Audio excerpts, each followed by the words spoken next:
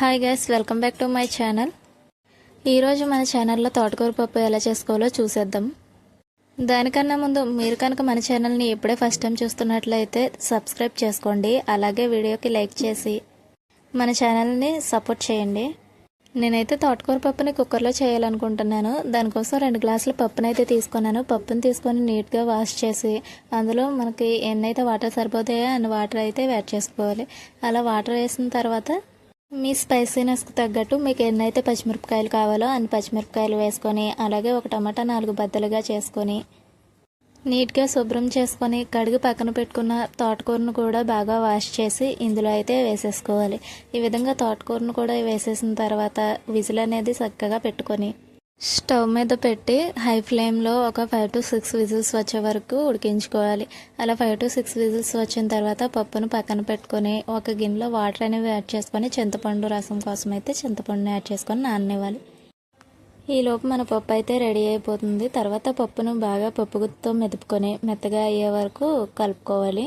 ఈ విధంగా మెత్తగా అయిన తర్వాత దానిలోకి ఉప్పు, కారం, పసుపు వేసుకొని బాగా కలుపుకోవాలి. మేమైతే కొంచెం స్పైసీగా తింటాం కాబట్టి పప్పుచారు అయినా స్పైసీగా ఉండాలని పచ్చిమిర్చి అలాగే కారం కూడా ఎక్కువగా వేసుకున్నాం.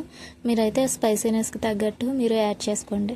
ఈ విధంగా మనం వేసుకున్న పసుపు, ఉప్పు, కారం అనేవి మన పప్పుకు బాగా పట్టేలాగా కలుపుకొని చింతపండు రసం కూడా యాడ్ చేసేసుకొని మనకి ఎంత క్వాంటిటీ పప్పుచారు అయితే కావాలో అంత క్వాంటిటీ వాటర్ అనేవి యాడ్ చేసుకోవాలి. ఇలా వాటర్ కూడా యాడ్ చేసేసుకొని బాగా కలుపుకొని హై ఫ్లేమ్లో పప్పు అనేది బాగా మరగనివ్వాలి. పప్పు టేస్ట్గా రావాలంటే పప్పు అనేది ఎక్కువ మరిగితే అంత టేస్ట్ అనేది పెరుగుతుంది. ఎంత ఎక్కువసేపు మరిగిస్తే అంత టేస్ట్గా ఉంటుంది. పప్పు ఈ విధంగా బాగా మరిగిన తర్వాత వేరే ప్యాన్ తీసుకొని అందులోకి ఆయిల్ అనేది యాడ్ చేసుకోవాలి. ఆయిల్ హీట్ ఎక్కిన తర్వాత దంచిన వెల్లుల్లి రబ్బరు, అలాగే జీలకర్ర, కరివేపాకు, ఎండుమిరపకాయలు అనేవి యాడ్ చేసుకోవాలి. మొత్తం ఒకేసారి యాడ్ చేసినా పర్వాలేదు, లేదా ఒక్కొక్కటిగా యాడ్ చేసుకొని తాలింపు అనేది ప్రిపేర్ చేసుకోవాలి.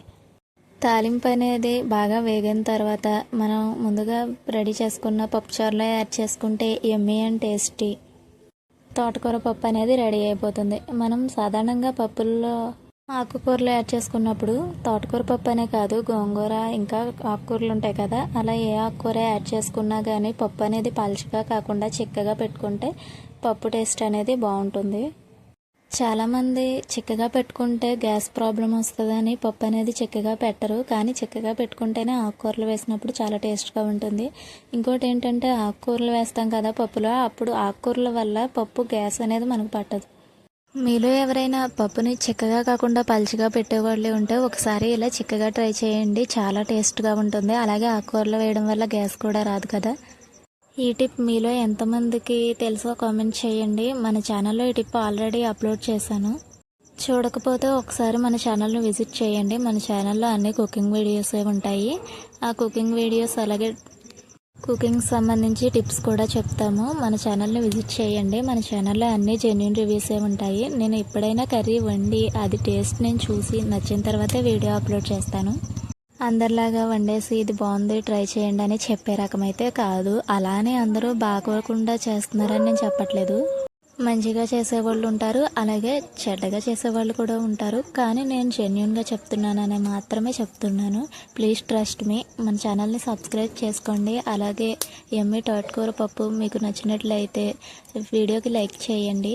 Please to subscribe Sreejo vlogs. మీ ఫ్యామిలీ మెంబర్స్ కూడా షేర్ చేయండి. Thank you for watching guys. Bye bye.